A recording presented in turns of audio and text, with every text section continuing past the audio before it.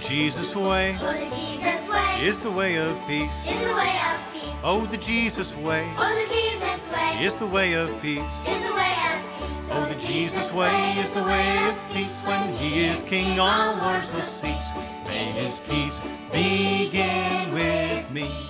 The Church of the Brethren traces its beginnings back to 1708, to the community of Schwarzenau, Germany.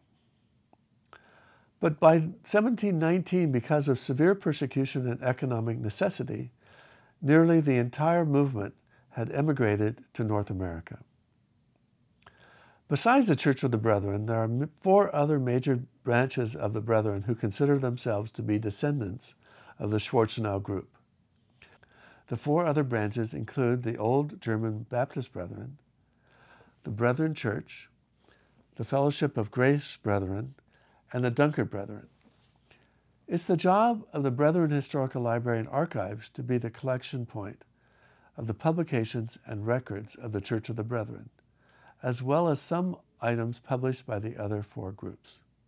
This is Brent Carlson. Welcome to Brethren Voices.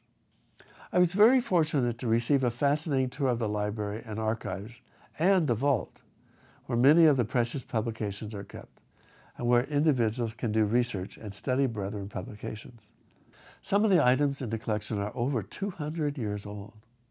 We met with Terry Barkley, the director of the Brethren Historical Library and Archives. We asked Terry about the functions of the library and archives. The admission is free, so come on. Let's go to the Church of the Brethren general offices in Elgin, Illinois. The Brethren Historical Library and Archives were founded in 1938, so next year we're going to be celebrating our 75th anniversary. We collect anything and everything having to do with the Church of the Brethren, all the different Brethren-related organizations, all the different groups that trace their heritage back to Alexander Mack and the Schwarzenau Brethren. The Brethren Historical Library and Archives has a library of over 10,000 volumes, and there's a number of rooms of manuscripts, something like over 40,000 cubic feet of manuscript materials.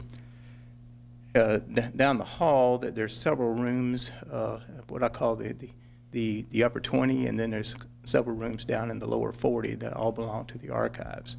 But it's a rich heritage of anything and everything having to do with the Church of the Brethren. As director of the Brethren Historical Library and Archives, I took over on November 1st, 2010, following the death of Ken Schaefer, who died in October. And of course, Ken had been here as the director, a long-time director. And I came from another archival position down in Alabama. Now, I am a member of the Church of the Brethren from Alabama, and I served in both Alabama and in Virginia. I was the archivist and museum curator at Bridgewater College for 13 years. And so I am Brethren, even though there's not a lot of Brethren down in Alabama. And I'm in my 2nd year here, and I enjoy it very much. So the Brethren Historical Library did not start in this location. It was in another location. Right. Can you tell us about that? It started over at the old Brethren Publishing House, which was located over on State Street, not too far from where you turn off on Highland Avenue to go to the Highland Avenue Church of the Brethren. The building no longer stands, and if you go there today, it's right across from the metro station, and it's a strip mall there where the building once was. But everything came out of the Brethren Publishing House at one time, including the General Brotherhood Board. The archives was founded there back in 1938, and it didn't move to this complex until the late 1950s. And when it moved here in the warehouse, they still did actual publishing for Brethren Press, for example, from the old Brethren Publishing House. But now all the actual publishing is farmed out. Were the general offices of the Church of the Brethren in that building also? Mm-hmm. So everything Right. was that? Everything was in the Brethren Publishing House. And then it actually moved here. Right, in the late 1950s. Now, before it was in Elgin, it was over at Mount Morris, and there was a printing operation in Mount Morris too, and another Brethren college that's now defunct, Mount Morris College, was there. So it came from Mount Morris, Illinois, to Elgin. to the old Brethren Publishing House, and then moved over here in the late 1950s to this complex. And what does an archivist do? What do you do? Well, we collect all the historical records and records management type materials and things like that for the organization. Historical materials, personnel materials, photographs, all sorts of mixed media materials, for example, and so that we have as complete a record of the history and the polity of the Church of the Brethren as possible. And so you organize those materials and catalog them, and it's all cataloged, and there are finding aids where we can get to them pretty easy. We call them DIs, descriptive inventories. We just put all the descriptive inventories that we have on computer right now on something called Archive Grid, and there's over 1,080 descriptive inventories that you can go online now and look at those inventories and have a pretty good idea of what we have in our collection. So not only do you have the records here, but you're putting them online so people can access them? Right. We're digitizing a lot of the materials, and we're also involved with the Brethren Digital Archives Project, which is digitizing all the Brethren periodicals up to, well, from 1851 with Henry Kurtz, as in the organ, and through 2000, and all the different Brethren organizations, the colleges, and the different boards are all working together on that project. And what is digitizing? What does that actually mean? Well, it puts it online for use, and for example, with Messenger, for example, the Church of the Brethren magazine, you can go online and look. It's at archive.org, and you can look at Messenger, and you can see every page in the photographs, and you can turn the page just like a book, and you can read it, you can download it. There's even a voice activation where if you want a computer voice to read the article to you, it will even do that. So that means somebody's actually taking these documents and putting them through a scanner or some kind of device? Right. We're working through Lyrasis, which is a company that does this all the time. They do digitizing of archival materials for all sorts of different colleges and universities. We'd like to give you a glimpse of that website and show you what you can do with it. It's pretty amazing. So, open up your computer. I like to use Google because it's pretty universal and everybody knows about it. So in your Google window, type www.archive.org. Once that opens up, then click on archive.org. And that will give you a general archive site. And then in your search, type Brethren Historical Library and Archive. Click on that, and it'll give you a list of digitized documents that are available. We can go back to Brethren at Work, 1881. That's pretty old.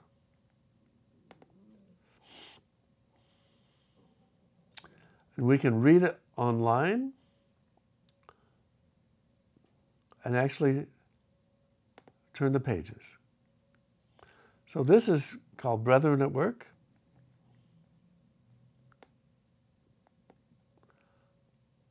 And when you can click on the page and they'll turn, or you can pick over on an arrow, depending on how your computer, or you can click on the arrows on the computer. And if you need it a little bigger like I do, you can expand it.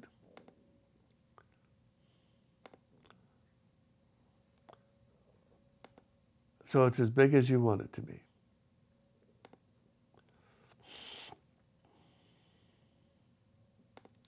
So I thought we would go to something on the Messenger. That's pretty interesting. So let's go down here to the Messenger. They're all alphabetical.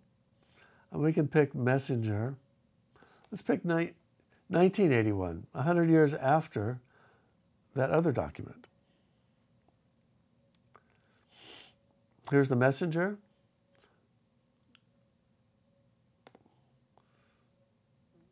And an article about Rembrandt, Art for Anabaptists. We can make it a little bigger.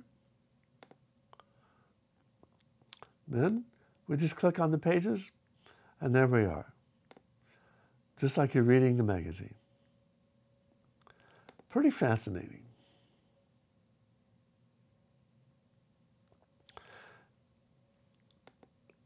If you go back to the source of the messenger, you can actually read it in the text form without the pictures. But I don't know if anybody wants to do that. But here it is. So then, in text form, you could actually cut and paste parts of the article if you wanted to. The digital archive project is a lot of work, but now people can go online and download the materials that are available if they wish to get more information about the Brethren. And with your support, more documents will soon be available. While in the archives, we were shown a very special pipe organ that still works. A wonderful gift to us from a previous generation. Terry, tell us about the Kurtz pipe organ behind us, because it's a real working pipe organ, as I understand. Yes, it's operational. It was built in 1698 and is considered the oldest playable pipe organ in the United States. It belonged to Henry Kurtz, who was later a noted Brethren elder. And Henry Kurtz was the first Brethren publisher. He started the Monthly Gospel Visitor back in 1851. So the first of all the Brethren publishers. Now, he wasn't Brethren when he first came to America, and that was one reason why he was such a fine musician, practically a professional musician before he came over. And of course, the old Brethren didn't allow musical instruments in their churches. And if you were a fine musician, you sort of kept that on a private basis. But later he joined the Brethren and then moved up through the ranks to become an elder. And the organ from 1698 was actually brought over by Henry Kurtz and his family in 1817. And there's a chest next to the organ that we received last year that came over with the organ in 1817. And it belonged to the Henry Kurtz family, but had been in the possession of a family who belonged to the Zion Church of the Brethren out in Ohio. And they donated the chest to us last year, and so it's a companion piece. Both pieces haven't come over in 1817. Terry, in the 1600s, there wasn't any electricity, so what makes this organ work? Well, it has a foot pump, and I'm not a pianist by any means. I'm a drummer. But I was watching him the other day. There was a German student who was playing it, and another person was working the pedals, but basically just to get sound.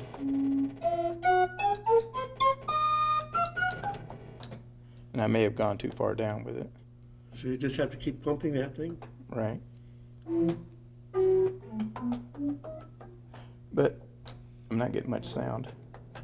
But it is a playable organ, and we have a CD where some professional musicians have played a number of different tunes that on the organ. It was lovingly restored over a long period, and it's certified by the Organ Historical Society, where it was made in Germany in 1698. Terry, we're sitting in front of some Sanger wood prints? Woodcuts. Woodcuts? Can you tell us about them?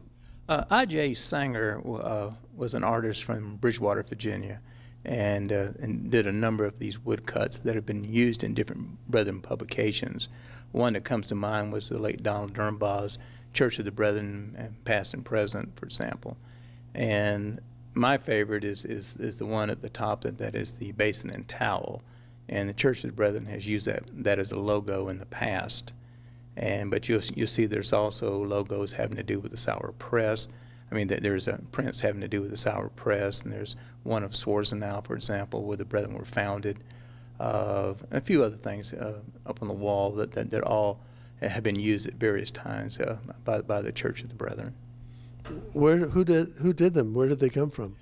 They were all done by I.J. Sanger, who had gone to Bridgewater College and lived in Bridgewater, Virginia, and he did a number of these woodcuts, and they were used throughout the Church of the Brethren for various. How long ago? Oh, it's been a while. It's been a while. They could go back. I want to say that Sanger, you're talking 30s and 40s and 50s, for example. Not several hundred years, but certainly several decades. Right. In the 1930s and 40s, and maybe even earlier than that. But he did a number of woodcuts, and the Brethren picked up on a number. We had, when I was at Bridgewater College, we had some of them in our collection there too. Let's walk down the hall and look at the archives. But there will be. And this is the library or the reading room. So, Terry, what's in this room and what is it used for? This is the library part. There's a little over 10,000 volumes, and also the research room, if you would. When people come to do research here, they'll be sitting at this table, and we'll be helping them with printed material and also archival material that we'll get elsewhere in the building. We have a vault here that we keep our rarest books in, and plus there's copies of all the different Brethren publications that we have, and there are also bound periodicals along the walls here too.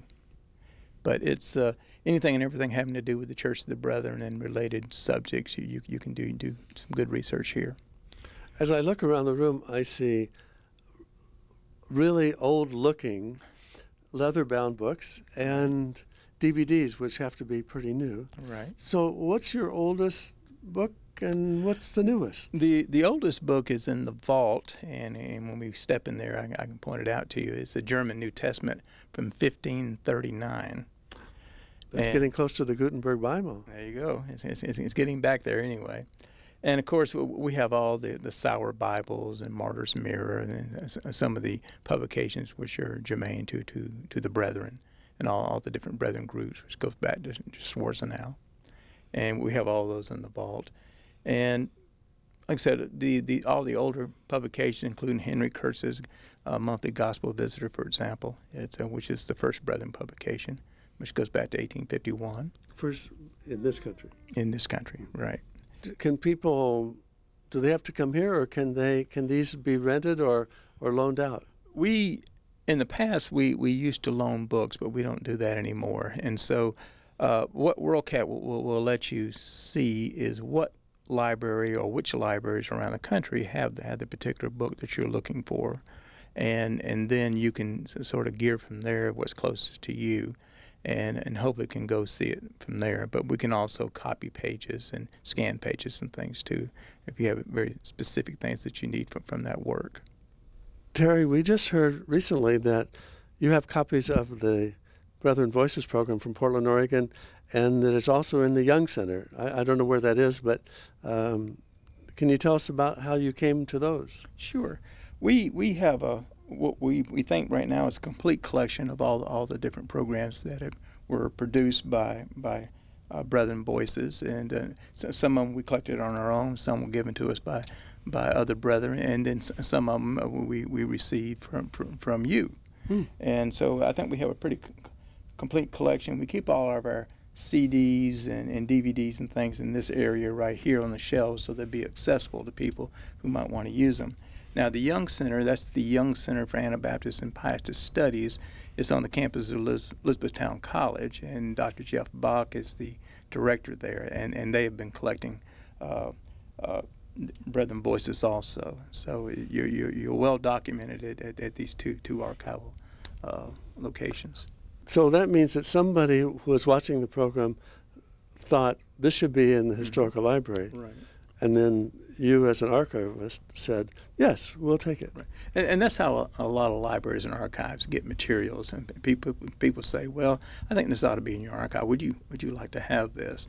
And 9 times out of 10, we say yes. And this is definitely something we could use in our collection. And so a lot of what we get here, especially in archival materials, are donations. And they're donations from individuals, people who are maybe getting up in age and they're trying to downsize their personal libraries and collections, ready to move into a retirement home, for example. And that's how a lot of the archival materials come to us. Now, we also sort of base as the records management for the Church of the Brethren also, and so a lot of this is sort of a retention schedule type things where different offices will at a certain period will give us their papers and things like that. So Terry, let's look in the vault, can we? Okay, it'd be great. This is a real vault, isn't it? It's a fireproof vault and waterproof too. Now, what we have books out on the shelf that are to be used by the public, and then we have some pristine copies back here, the pristine copies that will get very little use, but we'll always have a good pristine copy of the book there. We usually buy 2 copies of each book if we can. So one to use and one to preserve. Right. Just a second. Right, and most of the pristine materials are kept here in the vault. Including some of our older bound periodicals like the Gospel Messenger, for example, and other periodicals. And these are things that we don't really want people to handle. We give them white gloves or maybe some of the blue plastic gloves that we use here too. And these are real fragile materials, and these are things that you don't photocopy, for example, because they're so fragile. You're afraid that the pages will break off or the things will crumble or whatever. And some of this stuff is real brittle too. So the good things come into the vault. There are 3 areas, seem to be 3 areas in this vault, and we're now in the oldest, rarest section. Right. Our oldest Bibles, for example, are here. Also, some of the rare publications of the Sauer Press from Germantown, Pennsylvania, also from the Efter Press from Efter Cloister in Lancaster County, Pennsylvania. We have a large collection of them. Most brethren have at least heard of the Sauer Bibles, and there are 3 editions of the Sauer Bibles, and we have all 3. The first one was in 1743, then the next one was 1763, and the third edition would be in 1776. What was special about the Sauer Bible? The Sauer Bible was the first foreign language Bible printed in the United States, non-English Bible printed in the United States. And of course, the brethren were German. These were Luther Bibles that for the most part were printed in German. Christopher Sauer II is the Sauer that we most hear about, who was in the Revolutionary War period, and his press was confiscated, actually by the Americans who accused him of being a Tory, being loyal to the British Crown. But and Sauer was a Brethren elder, but these Bibles are the oldest as far as Brethren printing goes. So Terry, you have one of the Sauer Bibles you're going to show us? This is the first one. This is from 1743. Johann Christoph Sauer was a printer of this one. As you can see, the title page is badly damaged, but if you look at the print and everything, these were printed in German. They were the first non-English, or let's say the first foreign language Bibles were printed in America. And besides the 1743 printing, there was also printings in 1763 and also in 1776. And this gives you a little idea. And most brethren are familiar with the Sauer Press and with the Sauer family. And it was Christopher Sauer II that was the one who was printing during the Revolutionary War period, and it was his press that was confiscated, and by the Americans actually, who felt that he was a Tory, and so it could have been the press that printed this book. Right. This Bible. All right. Interesting that they were of the Sauer Press. Yeah, they were right. confiscated a church press. Well, it was they confiscated his home and all of his personal property and everything, but pretty much ruined him. and is what happened.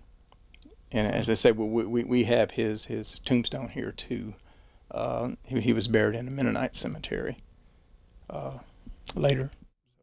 Terry, I see some of the books are leather bound, but some also are in what seems to be a white box. Can you tell us about those? These are acid-free coverings, and acid-free to break down on the oils and things that you use. This is just one I pulled off the shelf from 1749, and we'll open it up and see what we have here.